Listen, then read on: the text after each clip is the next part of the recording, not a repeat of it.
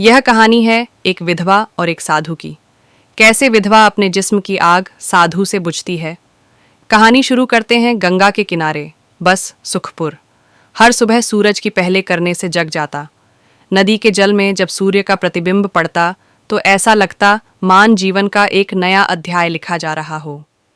इसी गांव के मध्य एक प्राचीन शिवा मंदिर था जिसकी घटिया की गंज दूर दूर तक सुने देती थी। इसी मंदिर में वर्षों से एक संत अभिराज तपस्या कर रहे थे।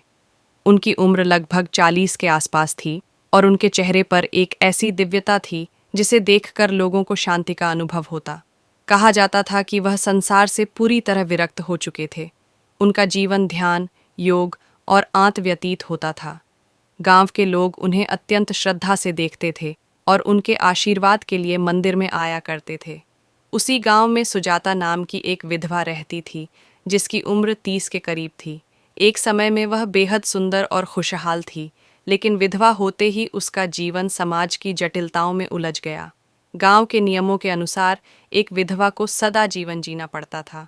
सुजाता ने अपना पूरा जीवन अपने बेटे नील के पालन पोषण में लगा दिया। नील अभी किशोरावस्था में था और अपनी माँ से बहुत प्रेम करता था, लेकिन वह गांवों की परंपराओं और रीति रिवाजों को भी जानता था।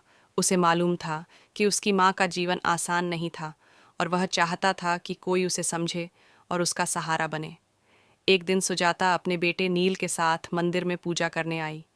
जैसे ही उसने मंदिर के प्रांगण में कदम रखा, उसकी नज़र संत अभिराज पर पड़ी। वह ध्यान में लीन थे, लेकिन उनके चेहरे पर एक अनोखी शांति थी। सुजाता को लगा मानो वर्षों से भीतर दबी हुई कोई पीड़ा उसके माँ से निकलने लगी हो। अभिराज ने भी उसकी ओर देखा और उसे एक पल में न जाने कितने कहे। शब्दों का संचार हो गया, न कोई संवाद हुआ, ऐन कोई संकेत, लेकिन सुजाता ने महसूस किया कि संत की आंखों में कुछ ऐसा था जो उसे बंद रहा था। उसे दिन के बाद सुजाता रोज मंदिर जाने लगी। वह बस मंदिर के कोने में बैठ जाती और संत विराज की उपस्थिति में खुद को हल्का महसूस करती। कुछ दिनों बाद अभिराज ने पहली बार उससे बात की। क्या तुम्हें लगता है कि तुम्हारा जीवन अब शून्य हो गया है? सुजाता कुछ बोल नहीं पाई। उसने वर्षों तक यही माना था कि एक विधवा का जीवन अधूरा होता है, लेकिन अब संत के शब्दों ने उसे सोचने पर मजबूर कर दिया। धीरे धीरे उनकी बातचीत बढ़ने लगी। अभिराज ने उसे ध्यान-गृत के महत्व के बारे में बताया। उन्होंने उसे यह समझाया कि जीवन में दर्द और कष्ट केवल बाहरी घटनाओं से नहीं आते, बल्कि हमारी अपनी सोच से भी उपजते हैं। गांव के लोग धीरे धीरे इस बदलते रिश्ते को नोटिस करने लगे। अफवाहें फैलने लगीं कि विधवा सुजाता और संत अभिराज के बीच कोई असामान्य संबंध है। गांव में यह एक गंभीर विषय बन गया क्योंकि संत को संसार से विरक्त माना जाता था। एक साधु और एक विधवा, यह तो धर्म के खिलाफ है। एक बुजुर्ग महिला ने कहा, संत अभिराज का सम्मान बहुत ऊंचा है। कहानी यह महिला उनके नाम पर दाग न लगा दे। गांव के एक व्यक्ति ने कहा, यह सब बातें सुजाता के कानों तक भी पहुंची। उसका दिल भारी हो गया। क्या वह सच में कुछ गलत कर रही थी?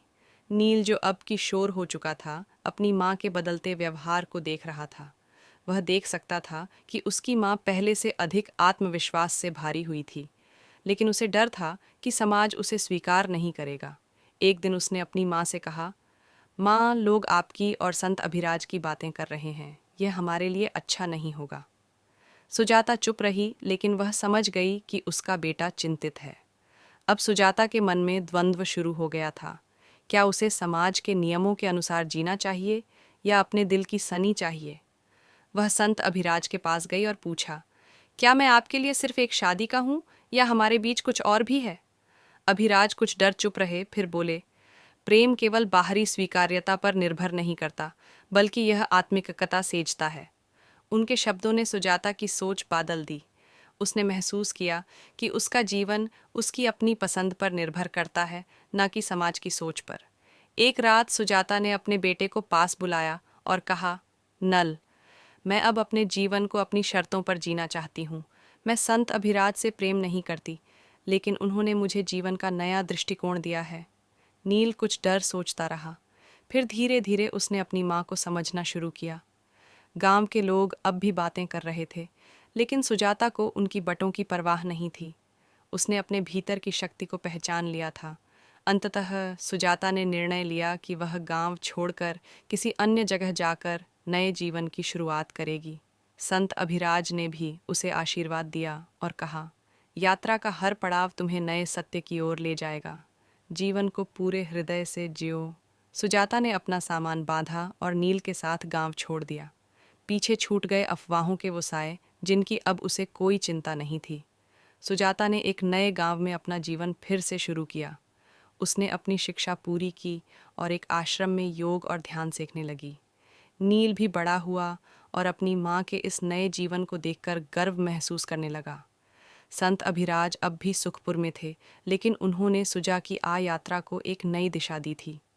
वह जानते थे कि सच्चा ज्ञान केवल पुस्तकों से नहीं बल्कि अनुभवों से आता है। इस कहानी में यह सीख मिलती है कि समाज की मान्यताएं हमेशा सत्य नहीं होती। आत्मखोज और आंतरिक शांति का रास्ता कभी कभी कठिन होता है, लेकिन यह हमें हमारे वास्तविक अस्तित्व से जोड़ा है। सुजाता और संत अभिराज का रिश्ता प्रेम से कहीं ऊपर था।